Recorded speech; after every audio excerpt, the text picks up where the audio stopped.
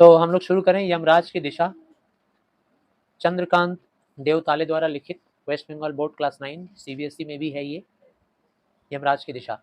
ये कविता बहुत ही महत्वपूर्ण है किस दृष्टि से कि आज हमारे समाज में मृत्यु कब है, विध्वंसता कब है, बर्बादी का डर, ठीक है ना, विनाश का डर, इन सारी चीज़ों का डर, इन सारी चीज़ों का भय हर जगह व्याप्त है, हर दिशा में व्याप्त है। यानी कि जैसे कहा जाता है कि सबसे पहले सतयुग में मानव और दानव अलग अलग लोकों में रहते थे, अलग अलग संसार में रहते थे। दानव का संसार अलग था, मानव का अलग था। उसके बाद त्रेता युग आया, त्रेता युग में जिसमें राम आए, उसमें दानव और मानव एक ही संसार में रहने लगे, एक ही दुनिया में, जैसे राम और रावण एक ही धरती पे थे। फिर द्वापर आया, श्री कृष्ण का युग, तब मानव और दानव एक ही परिवार में रहने लगे, जैसे कौरव और पांडव। और फिर आजकल का ये युग है कलयुग, ये सबसे खतरनाक है। क्यों? क्योंकि अब मानव और दानव एक परिवार में नहीं, एक शरीर के अंदर रहने लगे हैं। अब हम ही में मानव है, हम ही में दानव भी है। तो इतना खतरनाक है, चारों तरफ विध्वंस मचा हुआ है, बर्बादी, विनाश, मृत्यु, इन सब का डर हर दिशा में है, सिर्फ एक दिशा में नहीं है। ऐसा नहीं सोचो कि सिर्फ दक्षिण की दिशा में है। तो यमराज का प्रतीक मान लो किसको, यमराज का प्रतीक है मृत्यु, या मृत्यु का प्रतीक है यमराज, है ना। जब जब हम लोग यमराज का नाम लेंगे तो जान लेना कि मृत्यु की बात हो रही है। तो यमराज की दिशा बड़ा ही महत्वपूर्ण शीर्षक है, चंद्रकांत देवताले द्वारा लिखित। देखिए, माँ की ईश्वर से मुलाकात हुई या नहीं कहना मुश्किल है। कभी कहते हैं ये तो बता पाना मेरे लिए बड़ा मुश्किल है कि मेरी मम्मी का मुलाकात कभी भी ईश्वर से मुलाकात उसका हुआ या नहीं, मेरी मम्मी का, ये तो नहीं कह सकता मैं। पर वह जानती थी जैसे ईश्वर से उसकी बातचीत होती रहती थी। लेकिन मेरी मम्मी बातें ऐसा करती थी, ऐसी सी बातें करती थी जैसा लगता था कि वो ईश्वर को बहुत नज़दीकी से जानती है। इससे ये साबित हो रहा है कि कवि चंद्रकांत देवताले की जो माता थी वो बड़ी धार्मिक महिला थी, धार्मिक थी। ऐसी ऐसी बातें, रीति रिवाज वो जो मानती थी, सुनकर ऐसा लगता था कि ईश्वर को काफ़ी करीबी से पहचानती हैं और उससे प्राप्त सलाहों के अनुसार ज़िंदगी जीने और दुख बर्दाश्त करने का रास्ता खोज लेती है। और मेरी माँ ईश्वर से बातें करके इस ज़िंदगी को जीने का रास्ता ढूंढ लेती है। ज़िंदगी को जीने के लिए रास्ता ढूंढने का मतलब क्या होता है भाई? ये ज़िंदगी कठिनाइयों का बंडल है, कठिनाइयों का गट्ठर। अब इस कठिनाइयों के गट्ठर को झेलते झेलते झेलते हम और तुम विचलित हो जाते हैं। कई बार दूसरों पर लांछन और दोष लगाना शुरू कर देते हैं, भगवान से शिकायतें करना शुरू कर देते हैं कि मेरे जीवन में इतनी तकलीफ क्यों। लेकिन सही मायने में धार्मिक वो होता है जो रास्ता ढूंढ लेता है क्या करने का, कैसे ज़िंदगी जिए, कैसे तकलीफ़ों को सहें। जो तकलीफ़ों को सहना सीख जाता है, मान लो कि वो ज़िंदगी जीना भी सीख जाता है। तो मेरी माता ज़िंदगी जीने का रास्ता खोज लेती है। माँ ने एक बार मुझसे कहा था, अब भाई माता की हर बात तो माननी पड़ेगी क्योंकि धार्मिक महिला है, मेरी माँ है और ऊपर से ज्ञानी है, ईश्वर से डायरेक्ट उसका बातचीत भी होता है। तो एक बार माँ ने मुझसे कहा, दक्षिण की तरफ पैर करके मत सोना, दक्षिण मृत्यु की दिशा है और यमराज को क्रुद्ध करना बुद्धिमानी की बात नहीं है। तब मैं छोटा था और मैंने यमराज के घर का पता पूछा था और उसने बताया था, तुम जहाँ भी हो वहाँ से हमेशा दक्षिण में माँ की, अच्छा तुम जहाँ भी हो वहाँ से हमेशा दक्षिण में। यहाँ रुकता हूँ, पहले यहाँ तक व्याख्या कर दूँ।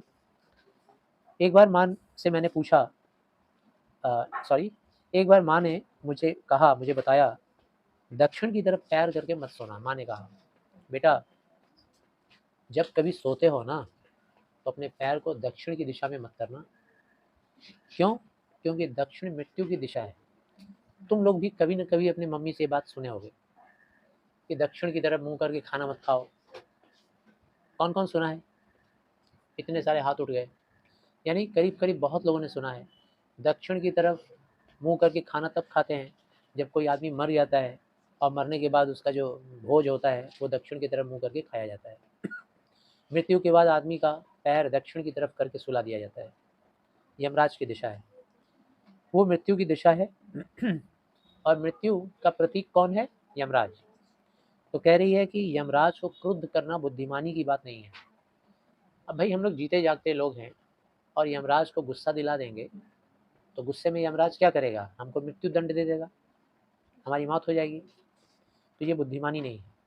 तब मैं बहुत छोटा था, माँ की बात जब सुना तो मैंने माँ से ज़िद किया पूछने का, ठीक है माँ तो बताओ यमराज की दिशा कहाँ है? यमराज का पता बता दो मुझे माँ। तो माँ ने बताया कि जहाँ कहीं भी तुम रहोगे, किसी भी शहर, किसी भी देश, किसी भी मौके पर, किसी भी गली में, कहीं भी किसी अवस्था में तुम रहोगे, वहाँ उस अवस्था, उस गली, उस जगह से दक्षिण की तरफ यमराज की दिशा होती है, माँ ने बताया। माँ की समझाइश के बाद, समझाइश का मतलब मम्मी ने जो मुझे समझाया, उसके समझाने के बाद दक्षिण दिशा में पैर करके मैं कभी नहीं सोया, कभी नहीं सोता था। भाई हम लोग बचपन में सबसे पहले हमारे गुरु कौन होते हैं? माता पिता। वही हमें सिखा देते हैं, हम लोग वो बात मान लेते हैं। मैंने कभी दक्षिण की तरफ पैर करके नहीं सोया और इससे इतना फ़ायदा ज़रूर हुआ दक्षिण दिशा पहचानने में। बड़ा फ़ायदा हो गया हमको इससे कि मैं जहाँ कहीं भी जाता था, किसी होटल में ठहरता था, कहीं किसी के घर, मित्र के घर, दक्षिण दिशा पहले ढूँढ लेता था कहाँ है और उसके बाद फिर दक्षिण की तरफ पैर नहीं करता था। पता लगा लेता था सूरज डूबने से। सूरज जिस तरफ डूबता है वो पश्चिम है और पश्चिम की तरफ खड़ा होके फेस करके जो लेफ्ट हैंड होगा हमारा, बायाँ हाथ, वो दक्षिण होगा। या अगर तुम्हारे फ़ोन में कंपास है, कंपास जो होता है ना, कंपास का काँटा जो होता है वो हमेशा उत्तर की तरफ मुड़ जाता है, नॉर्थ की तरफ। तो जब तुमको नॉर्थ पता चल जाएगा तो साउथ पता चल जाएगा और साउथ से लेफ्ट होगा ईस्ट और राइट होगा वेस्ट। तो सारी दिशाओं का पता चल जाता है। तो मैं हमेशा पता लगा लेता था दक्षिण कहाँ है और दक्षिण की तरफ पैर करके नहीं सोता था। मुझे कभी मुश्किल का सामना नहीं करना पड़ा।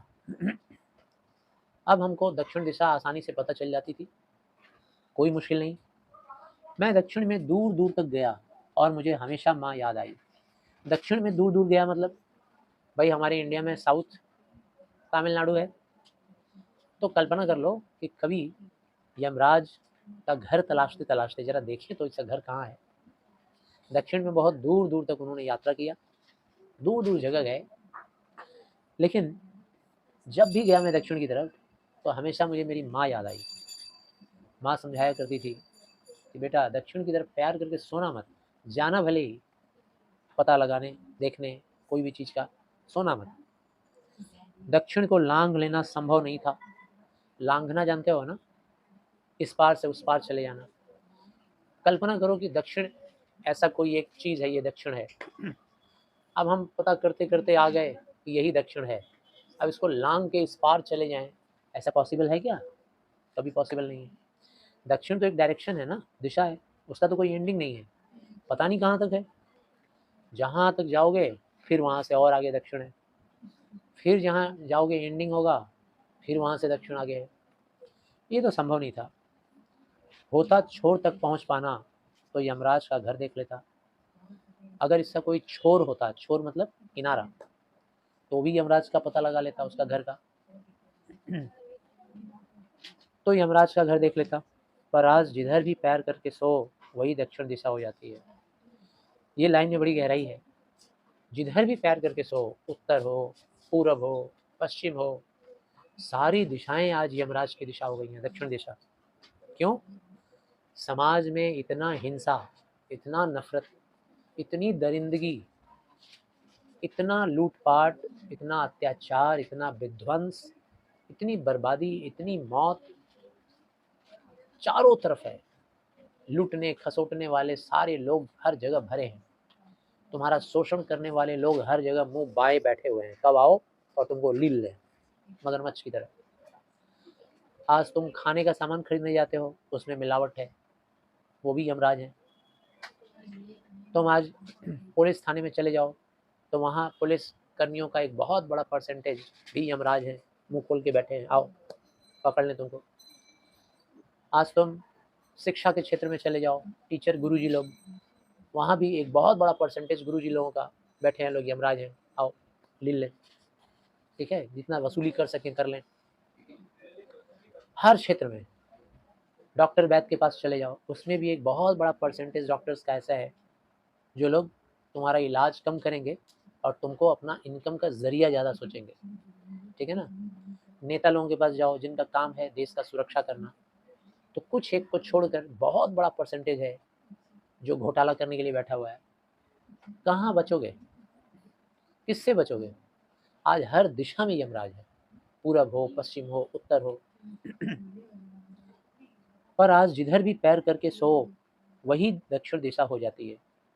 सभी दिशाओं में यमराज के आलीशान महल हैं। यमराज के मतलब समझ गया ना, ये लूट-पाट, खसोट, धोखाधड़ी, विनाश करने वाले लोग हर जगह भरे हैं और इनका आलीशान महल नजर आएगा। और वे सभी एक साथ अपनी दहकती आंखें सहित विराजते हैं। और वो सारे एक साथ, तुमको महसूस होगा कि तुम इस समाज में अलग अलग हो, अकेले पड़ गए हो। और ये लुटेरे चारों तरफ फैले हुए हैं, हाथ से हाथ मिलाकर, एक के बाद एक सारे मिले जुले नजर आएंगे।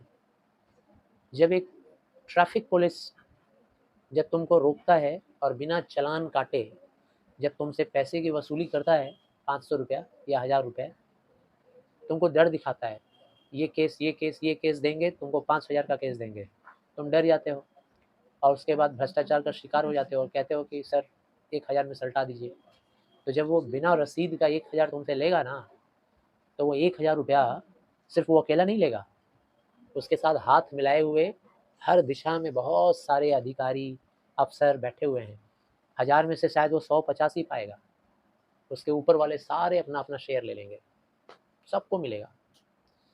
आज पीजी जैसा हॉस्पिटल जो बना है लोगों का इलाज करने के लिए मुफ्त में, जिसके ऊपर हमारे मंत्रियों को बड़ा घमंड होता है कि हमने मुफ्त का इलाज सबको दिया है, आज वहाँ डी ग्रुप के कर्मचारी से लेकर पियोन से लेकर के वार्ड बॉय से लेकर के सबके पास इतना हक है जितना डॉक्टर्स के पास नहीं है। उनके पास जाओगे वो तुमको एस्टिमेट दे देंगे कि लाख रुपया लगेगा, हम आपको बेड वेड डॉक्टर वॉक्टर सब अरेंज कर देंगे। तुम उसी इलाज को कराने के लिए प्राइवेट में जाओगे, 10 लाख लगेगा। अब उसके लिए तुम लाख रुपया देने को तैयार हो जाओगे पीजी में, क्यों? अगर तुम नहीं दोगे तो एडमिशन ही नहीं लेगा, नो बेड सीधा डिक्लेयर कर देगा, जैसे ही जाओगे नो बेड, कहीं और ले जाओ। लेकिन जब लाख देने को तैयार हो जाओगे तो तुमको बेड भी मिल जाएगा, डॉक्टर अच्छे से इलाज भी करेंगे, तो जो काम फ्री में होने वाला था वो लाख रुपया देकर होगा। और वो लाख रुपया का शेयर कौन कौन लेगा? वार्ड बॉय लेगा, प्यून लेगा, नर्स और डॉक्टर, सब नीचे से लेके ऊपर तक सब लेंगे। तो ये सारे यमराज बैठे हुए हैं, किससे बचोगे, कहाँ बचोगे? तो ये वीडियो के जरिए सभी लोग सुनेंगे, भ्रष्टाचार के बारे में सुनेंगे सब लोग। आगे देख और वे सभी में एक साथ अपनी दहकती आंखों सहित विराजते हैं। दहकती आंख मतलब आंख में जिज्ञासा है, किसको पकड़े, हाँ इसको पकड़ो, ठीक है, अब इसका काम हो गया, इसको लूट लिए, अब उसको पकड़ो। दहकती आंख, आंखों में लालच, ठीक है ना, ज्वाला लिए हुए ढूंढ रहे हैं सब। और वे सभी एक माँ अब नहीं है, कह रहे हैं लेखक की, कवि कह रहे हैं कि अब तो हमारी माँ नहीं है। और यमराज की दिशा भी वह नहीं रही जो माँ जानती थी। माँ क्या जानती थी? दक्षिण की दिशा यमराज की दिशा है, माँ तो नहीं है। और अब वो दिशा भी यमराज वाली नहीं है, हर दिशा में चहुओर यमराज बैठे हैं। तो आशा करते हैं समझ में आ गया कविता। धन्यवाद।